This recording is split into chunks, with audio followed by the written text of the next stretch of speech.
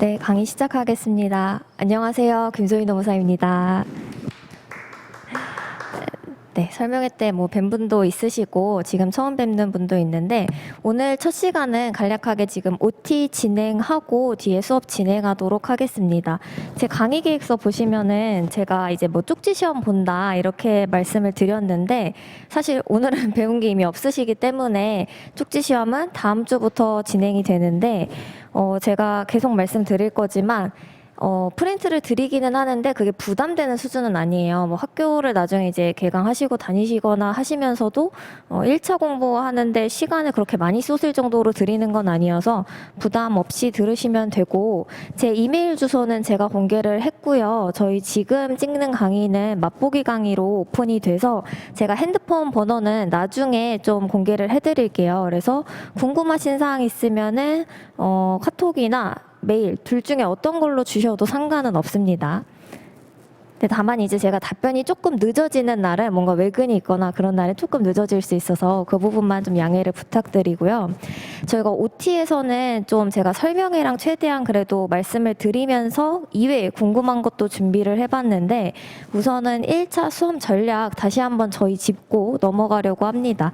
그래서 이제는 이제 들어보셨겠지만 1차, 2차, 3차로 저희가 시험이 진행이 되고 사실상 당락을 결정하는 거는 2차다. 그래서 지금 1차 강의를 듣고는 계시지만 실제 공부하실 때 힘을 쏟아야 되는 부분은 이 2차 시험이죠. 그래서 일단은 1차 시험 같은 경우에는 노동법 1, 2, 그 다음에 민법, 사회보험법, 이제 경제랑 경영학 개론 중에 하나 선택하실 텐데 영어는 어학 성적으로 대체하실 거예요. 그래서 영어랑 먼저 말씀을 드리면은 영어 같은 경우에는 올해 12월 안에는 무조건 끝내 놓으셔야 돼요.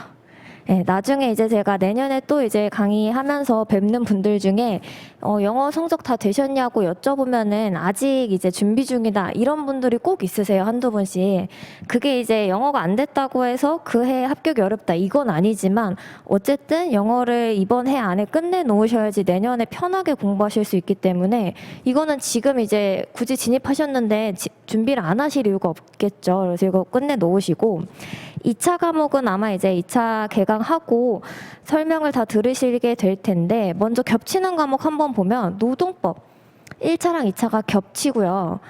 보시면은 인사노무관리론도 이걸 선택하면은 겹치세요. 경영조직론도 겹치고요. 그래서 여기서 보시면은 1차 과목에서 안 겹치는 게 민법이랑 사회보험법입니다. 그래서 보시면은 민법 같은 경우에는 이제 수험 카페 이런 거 들어가서 보시면 어렵다 이런 말이 많으실 거여서 법학과여서 민법에 자신 있다 이런 분들 아니고서는 다 열심히 하세요. 근데 이제 사보가 제일 문제죠. 과목 자체가 어려운 건 아닌데 실무에서는 많이 쓰시거든요. 근데 실제로 2차 과목이랑 연계 안 되니까 사회보험법 전문가처럼 지금 잘 하셔도 합격 못하면 사실 소용이 없잖아요. 그래서 사회보험법은 좀 공부를 미루시는 거예요. 그리고 나중에 가서 이제 막 공부하시다 보면은 민법 또는 사보에서 꽈락이 나오는 거죠. 이거는 실제로 이제 합격률 보면은 50%에서 60% 왔다 갔다 하기 때문에 어쨌든 10명 중에 반 정도 아니면 4명은 꽈락이 나오거나 60점이 안 돼서 불합격하고 있다는 말이거든요. 그래서 여러분들께서 준비를 하실 때에는 겹치는 과목, 겹치지 않는 과목 이런 게 있지만 여기서 꽈락이 많이 나오기 때문에 미리 좀 준비를 해야겠다 이렇게 생각을 해주시면 될 것 같고요. 사실 여기까지 해서 합격하시면은 3차는 패스, 노패스 정도로 생각해 주시면 될 것 같아요. 크게 특별하게 뭔가 이제 그런 게 없는 한은 대부분 합격을 하시게 될 겁니다. 그래서 저희가 이렇게 과목을 가지고 학원 커리에 대입을 시켜보시면요. 지금 여러분들께서 아마 이제 학교랑 병행하시는 분이 있다라고 했는데 9월 딱 되면은 저희 이제 2차 시험 올해 9월에 끝나면은 바로 아마 개강이 될 거예요. 내년도 시험 이제 준비하는 게. 그러면은 9월부터 12월까지 GS 연기라고 해서 2차 과목 전반적인 기본 이론 강의를 듣게 되시는데 이때는 1차를 하실 수가 없어요. 저도 준비를 했었지만 이때 1차는 이제 할 시간이 없고 거의 그 과목 들으시고 복습하는데 쫓아가시기가 좀 바쁘거든요. 그리고 이 내용에 대해서 충실하게 집중해서 볼 수 있는 시간도 이 시간이기 때문에 이 9월부터 12월을 잘 쓰셔야 되고요. 저희 시험은 대부분 이제 5월에 있죠. 그러면은 여기 이제 1월부터 5월까지 한번 보시면은 여기 잠깐 방학 있고 또 2차 강의 진행이 됩니다. 그러니까 결국 저희 시험 보는 중에도까지 계속 2차가 진행이 되기 때문에 현실적으로 1차 과목을 여유롭게, 그러니까 쫓기지 않고 그냥 편한 마음으로 강의를 들으실 수 있는 시기는 지금이죠. 만약에 지금 입문을 안 하셨다라고 하시면 어쩔 수 없이 이 시기나 요 시기에 들으셔야겠지만 굳이 지금 입문을 하셨다면 이제 1차 과목을 사법뿐만 아니라 다른 것들도 한번 다 돌려놓으시는 게 좋을 것 같고요. 그 다음에 이제 제가 지금 말씀을 드리면 민법은 제가 강의하는 과목은 아니지만 민법 같은 경우에는 어느 정도 공부를 해놓으셔야 돼요. 진짜 그냥 강의 들었다 그리고 내용을 하나도 숙지가 안 돼 있는 상태라면 나중에 가서 문제 풀이할 때 조금 따라가시기 힘드실 수 있거든요. 그래서 민법은 100%는 아니어도 어느 정도 내용을 숙지하실 필요가 있다. 그렇게 한 다음에 5월 시험이면 나중에 요 4월에 사실 집중적으로 공부를 하시는 게 맞죠. 그럼 여기서 여러분들께서 과목이 이렇게 구성되어 있고 1년 동안 내년까지 커리가 이렇게 흘러가면은 생각해 보셔야 될 거는 계속 말씀드리지만 1차 합격 아니라 최종 합격이죠. 그러니까 1차는 60점만 평균을 맞추시면 되는 거예요. 근데 문제는 60점에 너무 이제 다 딱 맞추시다 보니까 어느 하나가 꽈락이 생길 수도 있는 거죠. 그래서 여러분들께서는 지금 이제 제가 드리는 하나의 좀 전략적인 제언이다 생각을 해주시고 내 상황이 이러니까 나는 목표 점수를 이렇게 하고 강의 활용 방법을 이렇게 써야겠구나 생각을 해보시면 좋을 것 같아요. 저 같은 경우에는 실제로 어떻게 공부를 했었냐면은 저는 노동법은 두 개 다 85점. 왜냐면 어차피 2차 공부할 거고요. 2차 공부하는 동안 이제 1차에서 나오는 것들만 몇 개 챙겨가면은 노동법 2점수 받는 거는 크게 어렵지 않고요. 2차 공부 하시는 분이라면 이만큼은 맞아주셔야 돼요. 저희 노무사 시험이잖아요. 메인은 노동법이죠. 그 다음에 민법이랑 이제 사보, 그다음에 선택 과목이 있으실 텐데 제가 경제학은 선택을 안 해서 제가 잘은 모르지만 경영학 같은 경우에도 은근히 경영학에서 꽈락이 나오시는 분들도 있어요. 그래서 이것도 높지 않게 70. 그 다음에 민법은 이제 선택을 좀 해주셔야 되는데 공부를 내가 많이 해도 도저히 안 되겠다. 이 민법은 진짜 꽈락 면할 정도이지 내가 도저히 60점 못 맞겠다. 이런 분들도 있으실 수 있어요. 근데 저는 이제 민법은 그냥 꽈락까지는 아니고 한 60점 정도는 목표로 해도 되겠다. 이렇게 잡았었고 그 다음에 사보 70. 그래서 대부분 민법 70점 목표로 하기는 쉽지 않거든요. 잘하시는 분이면 괜찮지만. 그래서 여러분들도 막상 이제 들어보시면은 나한테 좀 더 맞는 과목, 좀 어려운 과목이 나오실 거예요. 그래서 그거 가지고 이렇게 재조정을 하셔야 되고 사보는 이제 60점에서 70점 정도 목표로 하시면은 평균적인 수준입니다. 그러니까 여러분들께서 생각해 주셔야 될 거는 우리가 사보 100점 목표로 공부하는 게 아니라는 거예요. 그러니까 제가 강의할 때도 제 강의 듣는다고 해서 100점 맞으시면 그거는 이상한 거고 잘못된 공부 방법을 하신 거예요. 너무 많이 하신 거죠. 그래서 여러분들께서도 지금 내가 만약에 학교랑 병행하고 있다. 학교랑 병행하는데 내년에 2차까지 준비를 할 거다. 그러면은 이거 커트를 조금 더 내리셔야겠죠. 그래서 노동법을 정말로 많이 공부해서 여기서 한 90점까지 올리시고 나머지가 조금 내려가는 거. 그렇게 해서 평균을 맞추시는 걸로 조정을 하셔야 되고요. 어느 정도 그냥 생각은 해두시면 돼요. 어차피 내년에 문제풀이 가서 제가 다시 말씀드릴 거거든요. 그때는 당장 진짜 닥쳐서 공부를 막 시간 쪼개서 해야 되기 때문에 그때 구체적으로 계획을 세울 거지만 어쨌든 이런 식으로 1차를 좀 대비할 수 있다라고 생각해 주시면 될 것 같습니다. 그래서 혹시라도 이제 1차만 하시는 분들은 평균 이렇게 잡으셔도 되고요. 2차까지 같이 하실 분들은 조금 더 낮게. 왜냐면 2차 하면서 1차를 평균 점수로 높게 가져가실 수는 없어요. 근데 1차만 하시는 분들은 굳이 1차 하는데 시간이 모자라지 않는데 내가 다른 사람들도 1차는 조금 공부해서 합격하니까 나도 그렇게 해야지. 그러실 필요 없죠. 안전하게 합격하시면 됩니다. 그래서 여러분들 상황이 어떤지, 지금 뭐 전업인지 학교랑 병행 중인지, 그리고 여기서 중요한 거는 전업이랑 학교나 직장과 병행하시는 분들이 생각하실 거는요, 투입 시간이에요.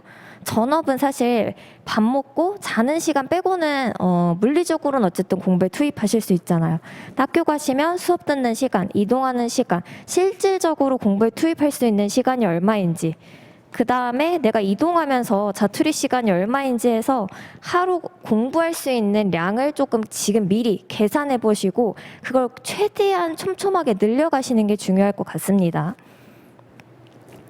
그 다음에 이제 1차 이렇게 대략적으로 전략을 세우셨으면 사회보험법은 어떻게 공부를 해야 되냐 이렇게 말씀을 드릴 건데, 사실 제가 아까 사보랑 민법에서 꽈락이 제일 많이 나온다라고 했는데 꽈락이 많이 나오는 이유가 뭐냐면요, 지금 이제 만약에 입문을 안 하시는 분들 같은 경우에는 내년에 가서 이제 2차 공부하시다가 급하니까 인강을 들어야 되는데 시간이 없다라고 말씀드렸죠. 그럼 시험 5월인데요, 정말 극단적인 분들은 3월, 4월에 이제 기본 이론 강의 아니고 문제풀이, 아니면은 뭐 4일 만에 끝내는 특강, 하루 만에 끝내는 특강 듣고 문제 막 푸시는 거예요. 그러면은 4일이나 5일 만에 준비하면은 문제 풀어서 그 문제는 눈에 있거든요. 그럼 비슷하니까 기출문제 풀면은 60점, 70점은 나올 수 있어요. 근데 정작 사회보험법이 뭐고 내용이 전혀 이제 머릿속에서 정리가 안 되는 거죠. 그 상태로 시험장에 가시면 굉장히 헷갈립니다. 운이 좋으면은 기출문제 본 거 가지고 맞추실 수도 있는데 이제 뭔가 압박감을 많이 느끼시거나 민법 풀었는데 민법이 너무 어려워서 이미 조금 멘탈이 흔들리고 있다. 그러면 이제 여기서 무너질 수 있는 거죠. 그래서 제가 이 사회보험법이 뭔지 말씀을 드리는 이유는 지금 이왕 시간이 있을 때 편하게 들으시면서 이 사회보험법이 도대체 뭔지, 그 다음에 공인노무사 시험에 도대체 왜 사회보험법이 들어가 있는지 이 특성을 좀 이해해 주시는 게 좋을 것 같아요. 문제풀이나 뒤에 가서 마지막 특강에서는 이런 말씀 안 드리거든요. 그때는 그냥 외우는 거죠. 지금은 이제 편하게 좀 보시면서 이해를 하시는 거고요. 사회보험과 관련한 내용을 좀 말씀을 드리면요, 사회보험 혹시 회사 다니시거나 이제 인턴 뭐 아니면 알바 해보신 분 있으실까요? 거의 다 해보셨죠. 요즘에는 알바 하셔도 4대 보험 가입하잖아요. 그러면은 4대 보험은 들어보셨을 거예요. 그쵸? 4대 보험, 뭐 고용, 산재, 건강연금. 근데 사회보험 들어보셨어요? 사회보험? 그러니까 4대 보험이 여기 안에 있을 것 같긴 한데 사회보험은 뭐지? 조금 생소한 개념이란 말이에요. 보험의 방식으로 사회적 위험을 보장한다라고 했는데 이 사회보험이라는 거는 사회, 뭔가 공적 성격을 지닌 거예요. 그래서 언제 등장하게 됐냐면은 이거 그냥 편하게 들으시면 돼요. 그냥 나중에 공부하실 때 아, 이런 게 사회보험이구나 아시라고 말씀을 드리는 거라서, 산업혁명 시기에 이제 갑자기 역사 시간처럼 거슬러 올라가는데 산업혁명 시기에 공장이 막 생기면서 이제 아이나 여성 굉장히 오랜 시간 공장에서 일하고요. 그때 이제 교과서에서 배우신 거 기억을 더듬어 보시면 근무 환경이 열악해요. 하루에 15시간, 16시간 일해서 환풍구도 없고 막 폐병 걸리고 이렇게 일하는데 임금은 적으니까 계속 가난해지죠. 그래서 아프면 어떻게 돼요? 일 잘 못하면 또 금방 잘린단 말이에요. 그래서 그 당시에는 저임금에다가 장시간 노동, 최저임금 이런 개념도 그때는 없었겠죠. 그리고 아프면 또 금방 이제 잘리게 되니까 실업의 위험이 굉장히 컸습니다. 그러니까 이런 것들이 그냥 한두 명, 이 사람이 그냥 몸이 약해서 아픈 수준이 아니라 우후죽순으로 문제가 그 도시에 번지기 시작하는 거예요. 그러니까 나라 차원에서 이게 개인의 문제가 아니라 이 빈곤, 가난한 게 그 사람이 열심히 일을 안 해서 가난한 게 아니라 실업이 그냥 그 사람이 잘못해서 잘린 게 아니라는 거죠. 도시에 그런 사람들이 넘쳐나고 있고 그런 문제를 해결해 줄 거를 계속 정부에 요구하고 있었기 때문에 이거를 이제 나라에서 정부 차원에서 보장을 해줘야겠다라고 하면서 등장한 게 이제 고용보험, 산재보험이고요. 우리나라도 산업화 시기에 외국의 제도를 가져오게 된 거죠. 그래서 이 사회보험에서 뭔가 이런 것들은 그 사람이 태어나서 죽는 과정에서 겪는 개인적인 위험이 아니라 그게 개인에게 닥치지만 우리가 같이 해결해야 될 사회적 위험이야 라고 정의하고 보험의 방식으로 그거를 이제 해결해 주는 겁니다. 여기에서 정의하는 사회적 보험, 빈곤, 실업, 질병, 노령, 장애 이렇게 돼 있는 거죠. 그러니까 이게 뭔가 위험이니까 미리 대비를 하는 거잖아요. 그 위험이 닥쳤을 때 도와주려고. 근데 보험의 방식이라는 거는 어떤 거예요? 가입자가 있어서 그분이 가입을 하고요. 그 다음에 수익자, 그 보험의 혜택을 받는 분이 있어요. 그럼 가입자는 매월 아니면 뭐 매년 일정 시기마다 보험료를 불입하고요. 그 보험료가 받을 사유가 발생하면 이 수익자에게 혜택을 주는 거예요. 그러니까 이런 것들을 사회적 위험으로 정의하고 이렇게 보험의 방식으로 보장하는 게 사회보험이죠.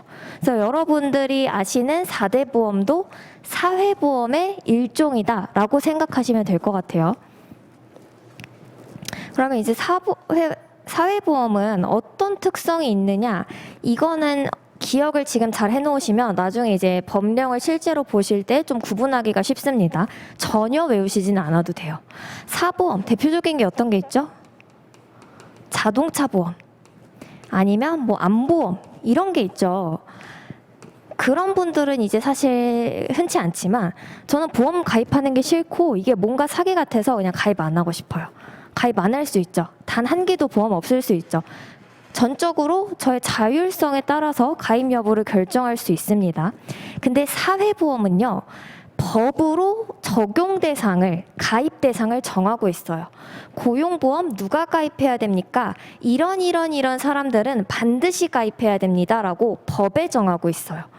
그래서 법에 정하면 반드시 가입하고요. 법에 정하지 않은 사람, 이 적용 범위에 명시가 안 된 사람은요, 원해도 가입할 수 없어요. 그러니까 강제성이 있는 거죠. 이 사람들은 반드시 가입해야 되고 너네는 대상이 아니니까 가입 못해. 이렇게요. 그 다음에 납부자랑 수익자를 한번 살펴보시면 제가 만약에 암보험을 들면은 수익자를 적어도 저, 본인 또는 가족 이렇게 관계가 있는 사람으로 설정을 하겠죠. 근데 사회보험 보시면은 사용자가 납부하고 근로자가 혜택을 받습니다. 근로계약 관계에 있는 그 사용자가 납부를 하고 근로자가 혜택을 받아서 납부자랑 수익자가 전혀 이질적이죠. 그리고 부담액을 한번 보시면은 제가 암보험이나 실비보험 더 혜택을 많이 받고 싶을수록 보험료가 올라가잖아요. 이제 한 달에 뭐 33,000원짜리랑 77,000원짜리랑 더 보험료가 비싼 게 혜택이 많겠죠. 근데 사회보험은 그렇지 않아요. 동일한 혜택을 받아도 제 소득, 제 한 달 급여에 비례해서 납부합니다. 왜요? 이거는 소득 재분배 기능을 하는 거예요. 그러니까 사회적 성격, 뭔가 공적 성격, 이런 기능을 하는 거죠. 그리고 보험금 수급도요. 제가 자동차랑 암보험 이제 가입을 했는데 만기라는 게 있어요. 납부를 계속 하다가 만기가 되면은 제가 받을 수 있거든요. 근데 사회보험은요. 고용보험에서는 이런 사유가 발생했을 때 이 보험급여를 받을 수 있어 정하고 있습니다. 제가 실컷 10년 동안 납부했어요. 근데 아마 알바 해보셨다라고 하시니까 아시겠지만 제가 제 발로 알바 그만두면은 제가 그냥 그만두겠습니다 하면 실업급여 못 받죠. 근데 제가 만약에 그 알바에서 정말 한 5년 정도 일했어요. 극단적으로. 학교 다니면서 계속 4년, 5년 일했는데 그냥 이제 공부하려고 이 노무사 시험 준비하려고 나왔단 말이에요. 제 개인 사정으로 그만둔 거죠. 실업급여 못 받습니다. 그러니까 법에 정한 사유가 반드시 발생해야 받을 수 있다. 그래서 필요한 사람한테 근데 그 필요를 법에 정하고 있는 거죠. 그럼 여기서 생각해 보시면 여러분들이 이제 앞으로 한 4주 정도 걸쳐서 배우실 법령에는 어떤 내용이 담겨 있을까요? 이 보험에는 누가 가입하는지, 이 보험금연은 언제 발부될 수 있는지, 그 다음에 누가 납부하는지, 얼마 납부하는지 이런 것들이 법령에 정해져 있겠죠. 그래서 여러분들이 앞으로 배우실 사회보험법에는 이런 내용이 정해져 있다. 그리고 사보험이랑은 이런 특성 차이가 있다 생각해 주시면 됩니다. 만약에 이거를 들으시고 잊어버렸어요. 전혀 상관없습니다. 좀 더 이해를 돕기 위한 거예요. 그러니까 나중에는 시간이 없으니까 이해할 시간이 없어요. 그냥 책 보고 키워드 다 동그라미 치셔서 빨리빨리 빈출되는 거 위주로 외우시는 건데 지금은 기본 이론 강의니까 아, 사회보험법 이런 거구나. 아, 이렇게 해서 연결이 되는구나. 이렇게 조금 말씀을 드리는 거죠. 그래서 사회보험법에는 말씀드린 것처럼 정의, 고용보험법에서는 사회적 위험, 우리나라가 정부가 같이 해결해줘야 될 사회적 위험으로 실업을 사회적 위험이라고 보고 있는 거죠. 그 다음에 가입 범위. 뒤에 가서 한번 말씀드릴 건데 혹시 지역가입자 제도 들어보신 적 있어요? 지역가입. 아마 이제 집에 고지서 날라오신 적 있을 텐데 부모님이 이제 회사에 소속돼 있지 않거나 자영업 하시는 분들은 지역가입이라는 거를 하거든요. 지역가입. 근데 고용이랑 산재는 지역가입이라는 제도가 없어요. 그러니까 고용산재는 어딘가 회사에 다니는 분들만 가입을 하는 거예요. 그러면 회사에 다닌다는 얘기는 근로자. 이제 여러분들이 노동법 수업에서 배우시겠지만 똑같이 일을 한다고 해서 다 근로자가 아니거든요. 쉽게 생각해 보시면 미용실에 계시는 디자이너, 헬스 트레이너, 뭐 필라테스 강사 이런 프리랜서들은 근로자가 아니에요. 그러니까 이분들은 열심히 일해도 고용보험 가입 대상은 아니거든요. 그래서 누구 가입을 시킬 거야? 이거를 정하고 있고요.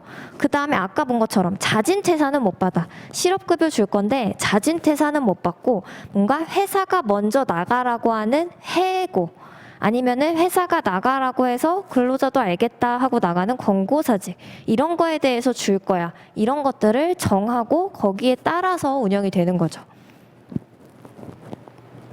그러면은 이런 게 사회보험법인데 이걸 노무사가 왜 배우냐, 어떤 게 관련이 있느냐라고 하시면요.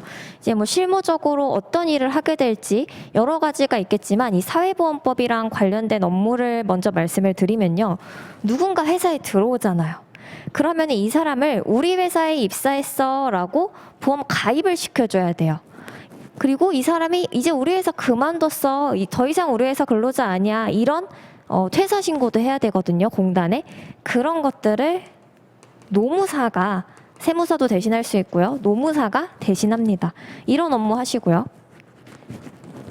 그리고 이제 작년 말에 한참 실무적으로는 좀 이슈가 됐었는데 급여 명세서 교부 의무화 막 지하철에도 붙어있고 그렇더라고요. 혹시 보신 적 있을까요?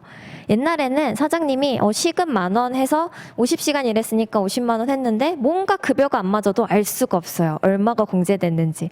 근데 작년부터는 이런 명세서를 반드시 근로자한테 교부하도록 법이 개정됐습니다. 이런 급여 아웃소싱 과정에서요. 이 4대 보험 얼마 공제할지 이런 업무도 노무사가 대신할 수 있고요. 그 다음에 고용보험 관련해서 고용노동부에서 지원금 제도를 운영하는 것도 있는데 이런 것도 노무사가 대행할 수 있고요. 4대 보험, 고용, 산재, 건강연금과 관련된 업무 전반에 대리를 할 수 있는 권한, 전문 자격사 공인 노무사입니다. 그래서 저희 시험 과목으로 들어와 있는 거죠. 그래서 이 정도로 좀 간략하게 이해를 해주시면 될 것 같습니다. 그 다음에 제가 이제 사회보험법 그러면 어떻게 공부해야 되냐 계속 말씀을 드리는데 사회보험법 이런 거다라고 말씀을 드렸고요. 그러면 우리가 어떻게 대비를 할 거냐라고 했을 때 사회보험법 책 앞에 보시면은 법령이 6개로 구성되어 있거든요. 여기 어디 보시면 되냐면 차례라고 해서 보시면은 1편이 사회보장 기본법, 2편이 뭐 징수, 3편이 고용보험, 4편이 산재보험, 5편이 국민연금, 6편이 건강보험. 이렇게 법령이 6개예요. 이 6개 법령에서 시험에 나올 건데 앞에 이제 뭐 업무랑 관련이 되고 우리가 왜 배우고 그건 이제 다 좋은 말이고 저희는 실제로 70점, 평균 60점, 다 60점 맞는다라고 하면 60점 이상은 맞으셔야 되는 게 중요한 거고 이 강의를 들으시는 목적이잖아요. 그럼 저희가 생각을 한번 해보시면 지난 10년간 기출은 이렇게 되고 있고요. 일부 뭐 한 문제씩 왔다 갔다 이렇게 왔다 갔다 하는데 경향이 크게 바뀌지는 않아요. 그러면은 100점이고 25문제니까 한 문제당 4점. 여러분 정말 극단적으로 딱 다 맞추시겠다 할 거면은 15문제 맞추시면 60점 나오죠. 그럼 뭐 위주로 공부를 하셔야겠어요? 고용, 산재, 징수. 이거 세 개 법령 위주로 하시는 거예요. 그리고 아마 공부를 해보시면은 가장 이제 정감 가는 게 고용보험법. 실업급에 이제 익숙하고 하시니까 그럴 거고, 이제 고비가 조금 있는데, 어쨌든 출제 경향을 비춰봤을 때, 이거 공부할 수 없어요. 하시다가, 산재 도저히 못하겠는데, 건강이랑 연금 네 문제, 한 문제 차이니까 이거 하면 안 돼요? 라고 보시면요. 그 차례 한번 보실까요? 사회보장 기본법은요, 3페이지부터 42페이지까지. 그러니까 한 30페이지 정도 공부하시면 돼요. 근데 몇 문제 나올까요? 3문제에서 4문제. 헷갈리는데 시험 전에 이제 제가 다 헷갈리는 부분 정리해드리고요. 그거 보면 4문제 금방 맞추실 수 있어요. 근데 이제 뒤로 넘겨서 건강보험 파트 한번 보실까요? 405페이지부터 459페이지. 근데 이제 그게 시작되는 거니까 끝에 저희 책 몇 페이지까지 있는지 한번 보시면은 거의 80페이지 이렇게 되는데 거기서 2문제 나와요. 그리고 국민연금도 보시면 331페이지부터 400. 그러니까 7, 80페이지씩 되는데 2문제밖에 안 나온단 말이에요. 효율적이지 않은 거죠. 그래서 맞든 안 맞든 저희가 득점은 여기서 하셔야 돼요. 근데 만약에 지금 아까 말씀드린 것처럼 2차 같이 하고 학교도 다니고 회사도 다녀서 도저히 시간 없다. 이건 뭐 버리시는 거죠. 버리시고 제 오늘 수업 때는 진행을 할 거예요. 기출 위주로. 그럼 그거 보고 가서 맞추시는 거예요. 마지막 특강할 때는 제가 기출을 이렇게 봤더니 올해는 이런 문제가 나올 것 같아요도 짚어드리고 저희 이제 예상 모의고사도 다 학원별로 나오거든요. 그거 풀어보고 가시는 거죠. 근데 그럼 여기서 맞추시는 거고 나는 시간이 조금 된다라고 하시면 이거를 보긴 보는데 다 보는 거 아니고 기출만.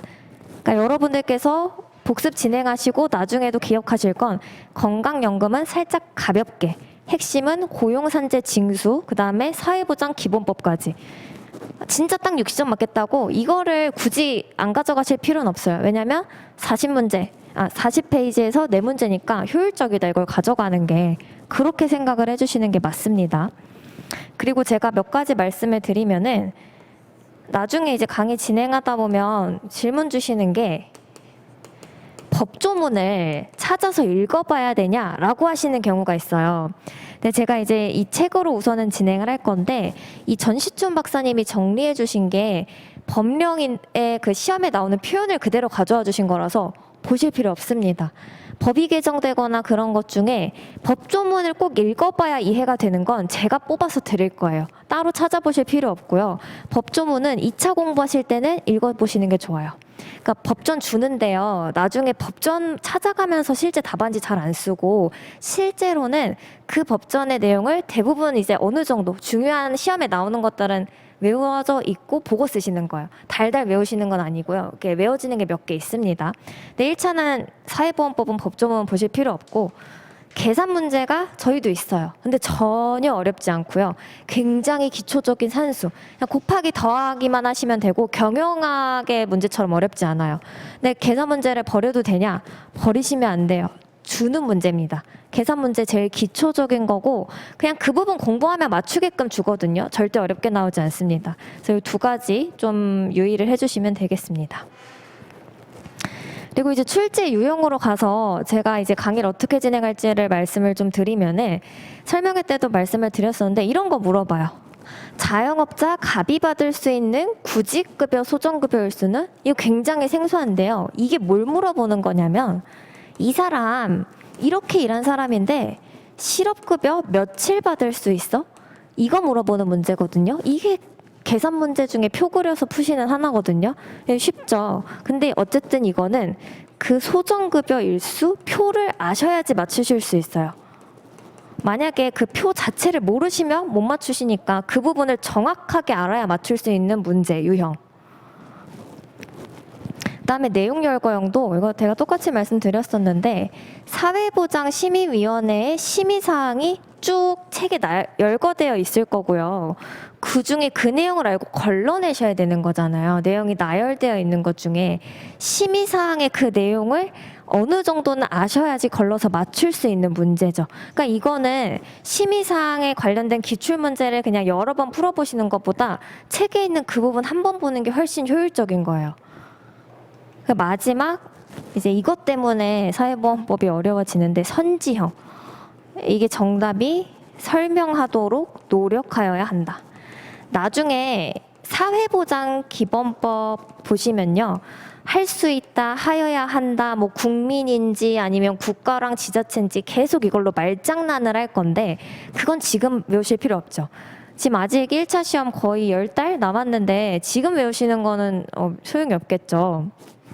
이건 시험 앞두시고 빠르게 보시는 거고 지금부터 여러분들께서 하셔야 될 거는 강의 열심히 들으시는 거 그리고 5분 사보 양 절대 많지 않고 오늘 제가 말씀드린 것 중에 이 부분은 꼭 아셔야 돼요. 오늘 수업 들었으면 그거 다 짚어드릴 거예요. 그냥 그것만 이런 게 있었지 정도만 기억하시면 돼요. 왜냐면은 나중에 5월 시험이면은 실제로 여러분들께서 시험 준비하시는 게 빠르면은 4월 초 진짜로 조금 이제 용감하다 그런 분들은 2주만 하시는 분들도 있어요. 근데 2주 하실 때 그분들이 처음 강의 듣고 문제풀이부터 2주 하시는 게 아니라 강의는 이미 다 드러났어요. 문제도 어느 정도 풀어보고 이렇게 하면 되겠다 해서 2주 동안 집중하시는 거거든요. 그러니까 나중에 다른 사람 한 달 했대. 절대 그게 그냥 한 달만 투입하신 게 아니에요. 지금처럼 강의 다 들어놓고 고용보험법에 이런 내용 있었지 흐릿하지만 기억이 나서 그때 한 달 만에 그냥 다 몰아서 벼락치기 하시는 거예요. 그러니까 지금은 막판 스퍼트를 내기 위한 준비 작업을 한다.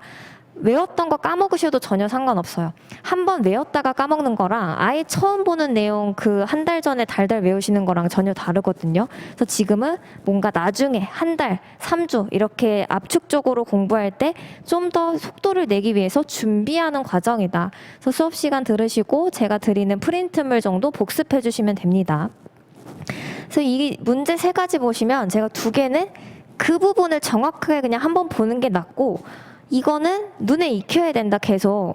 그럼 뭘 말씀드리냐면은 문제만 푸시는데 너무 집중하시지 마시라는 거예요. 그러니까 이게 사람마다 객관식 공부하는 스타일이 다르실 텐데 어떤 분은 나는 기본서 잘 안 봐. 그냥 문제 기출문제 10개년치 풀고 시험장 들어가고 계속 그것만 반복해. 근데 이게 기출이 법이 바뀌기 때문에 답도 좀 다르고요. 그리고 이 다른 자격사랑 사회보험법이 호환이 잘 되면 좋은데 저희 그 법령은 저희 거밖에 없기 때문에 기출을 막 풀기엔 아까워요. 내용을 알고 내가 이 내용 공부했는데 이거는 더 안 풀어봐도 되겠다. 이거는 내용을 봐도 헷갈리네. 이렇게 준비하셔야 되는 거죠. 그래서 문제를 굳이 미리 풀어보시지 않아도 된다. 그러니까 지금 기본 내용으로 먼저 준비하시고 나중에 가서 내용이 어느 정도 돌려졌을 때 가서 기출로 대비하시는 거예요. 그래서 문제 푸시는데 너무 이제 급급하시지 않았으면 좋겠다. 이 말씀을 드리려고 이제 출제 유형을 보여드렸습니다. 그래서 제가 지금 강의 진행할 때도 지금은 전체 체계. 근데 막 체계도를 그리려고 이해하는 건 아니고 고용보험법 하면은 고용보험법은 실업급여랑 그다음에 지원금 사업 이런 내용이 있지. 산재보험급여에는 종류가 요런 게 있지. 하나 기억 안 나네. 요런 게 있지. 이 정도로 뭐가 있는지 그 법령에 아시는 거랑 주요 내용 숙지인데 쪽지 시험 보고 잊어버리셔도 괜찮다. 근데 시간이 되시면 자주 보시면은 좋죠, 당연히. 그 다음에 이제 저희 책은 이렇게 진행을 하고요. 문제풀이 이제 가실 때에는 기본 이론이 2번인데 왜 생략했냐면은 지금 들어주시는 분들은 굳이 1월에 또 들으실 필요는 없어요. 내가 이 과목을 들었는데 도저히 모르겠다라고 해도 문제풀이 때 들어오시면 돼요. 문제풀이 때 어차피 앞에 기본 내용 다 한번 정리하고 문제 풀 거거든요. 그래서 지금 듣고 1월에 또 들어오실 필요 없습니다. 그때 2차 집중하시면 되고 문제풀이 때는 제가 이제 아까 말씀드린 별도 프린트, 기출 분석한 거랑 같이 드려서 여러분들 이제 좀 효율적으로 공부하실 수 있도록 도와드린다. 그리고 마지막 저희 시험 전에 하루 동안 전체 내용 훑는 특강 있는데 그렇게 해서 좀 다 1차는 진행이 된다라고 봐주시면 될 것 같습니다. 그래서 제가 지금 여러분들 1차, 2차랑 겹치는 거 어떻게 전략 좀 세워보실지, 그 다음에 사회보험법 앞으로 공부 어떻게 하실지 말씀을 좀 드렸고요. 저희 강의도 이렇게 진행이 됩니다. 그 다음에 마지막으로는 궁금하실 사항이 있으실 것 같은데 저도 그때는 저는 비법, 비경영에 제 주위에 노무사라는 직업을 아는 분이 없었어요. 이제 노무사가 뭐야 하면 제가 막 설명해주는 그런 상황에서 공부를 했기 때문에 저는 좀 비효율적인, 굳이 그렇게 안 해도 되는 걸 많이 했었던 것 같아요. 그래서 이 시기에 1차 강의 들으면서 1차를 막 노트에 이제 단권화 하려고 책을 만들었었는데, 단권화 말씀드리면 1차는 저는 개인적으로 단거나 필요 없다라고 생각하고요.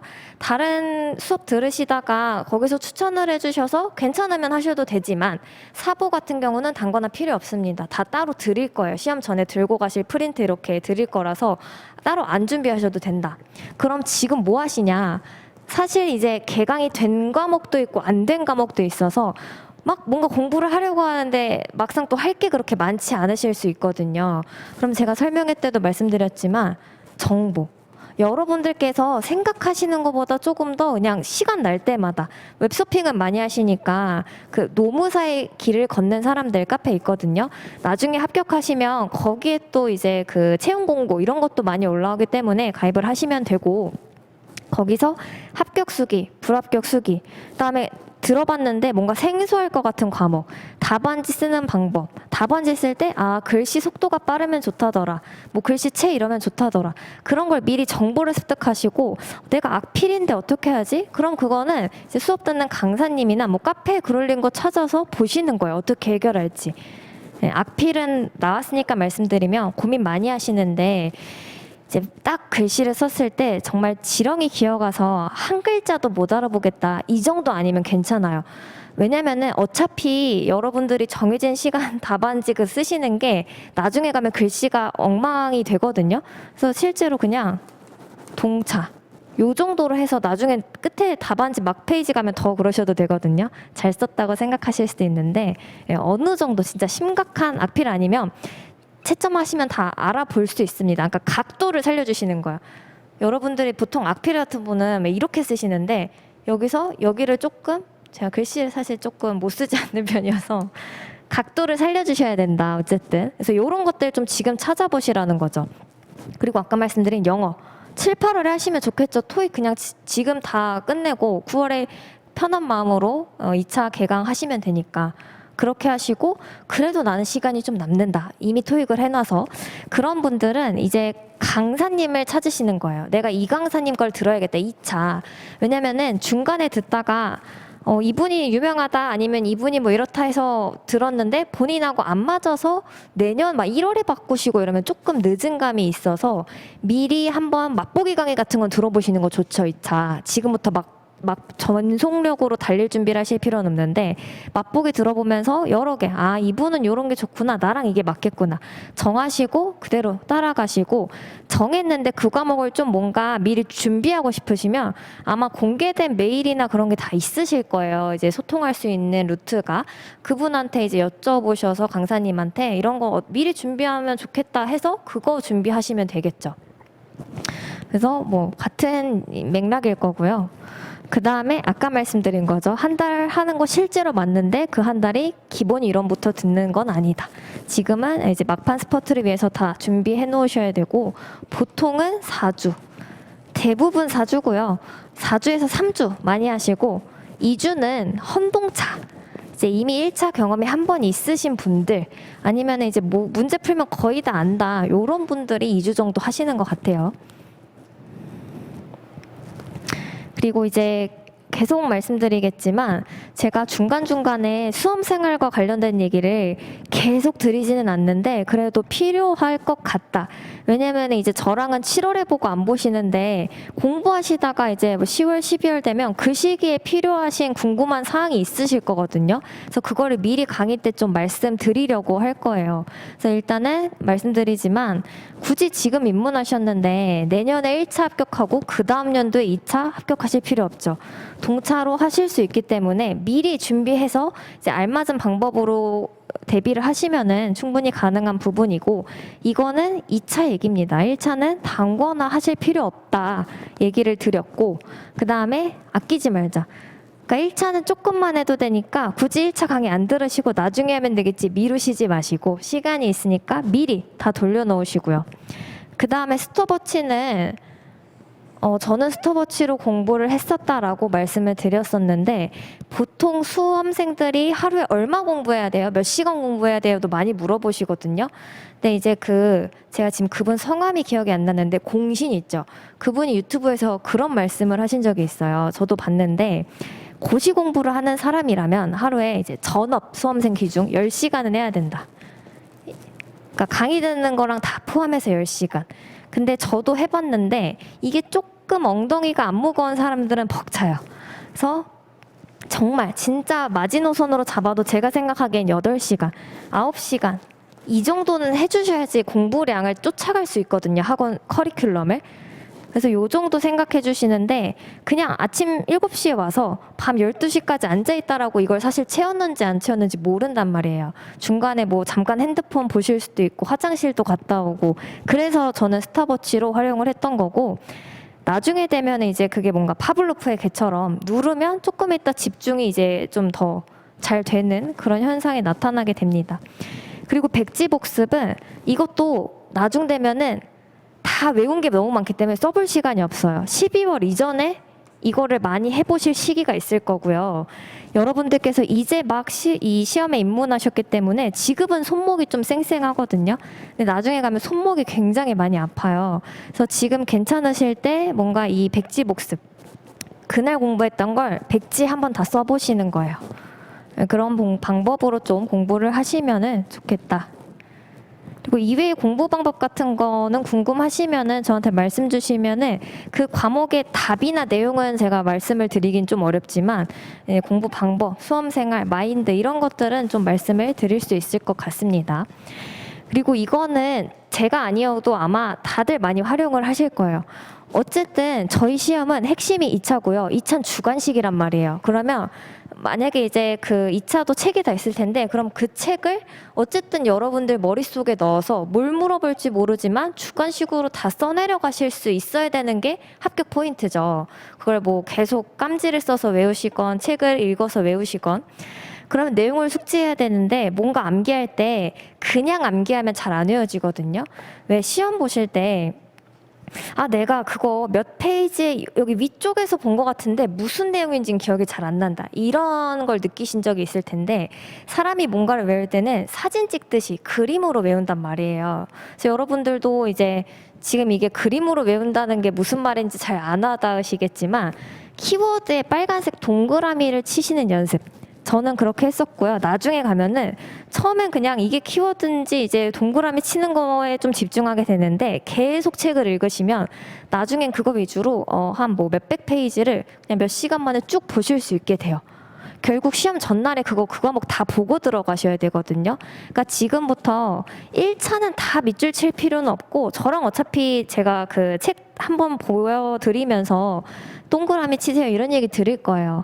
그러니까 여러분들 2차에서는 우선 처음에 하실 거는 키워드를 구분하는 것부터가 핵심이에요. 책이 이렇게 많은데 과연 여기서 답안지에 꼭 들어가야 될 말, 가산점이 될 말이 뭔지 키워드를 구분하시는 것부터 연습을 하시는 거고요. 그 다음에는 이제 동그라미 치신 걸로 그걸 여러분들한테 이제 내재화 시키시는 거죠. 그래서 보통 목차를 저희가 주관식이라서 쓰기 때문에 이렇게 목차별로 형광펜 다르게 하는 것들은 다 하시는 방법이고요. 제가 추가로 했던 건 막판에 이거는 진짜 한 2기 넘어가서 내년도에 가서 보시면 안 외워지는 게 있어요. 이거는 진짜 어느 정도 외워졌다 싶으면 또 까먹고 그런 건 색깔을 바꿔서 다른 걸로. 그 다음에 반복해서 틀리는 문제 1차랑 관련이 되겠죠. 그러면 그건 완전 두꺼운 지금 제가 쓰는 이 칠판 형광펜 같은 이런 색으로 그것만 체크해서 시험 시작 뭐 5분 전 이렇게 해서 보시는 거예요. 그러니까 어쨌든 책에 이렇게 좀 다 분류가 되어 있어야 될 거고요. 색깔 같은 것도 지금 시간 되실 때 눈 안 아픈 색깔로 미리 정하셔서 모든 과목 책을 다 똑같이 칠하시는 거예요.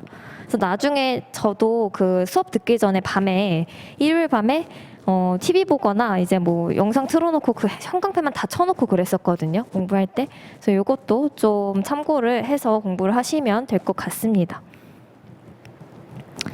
그래서 지금까지는 제가 여러 가지 이제 1차 관련된 공부 사항이랑 수험생활 관련된 말씀을 좀 드렸고요. 이제 잠깐 쉬시고 오셔서 본격적으로 사회보장 기본법부터 진도 나가도록 하겠습니다. 저희 10분만 쉴게요. 지금 44분인데 55분에 다시 오시면 되겠습니다.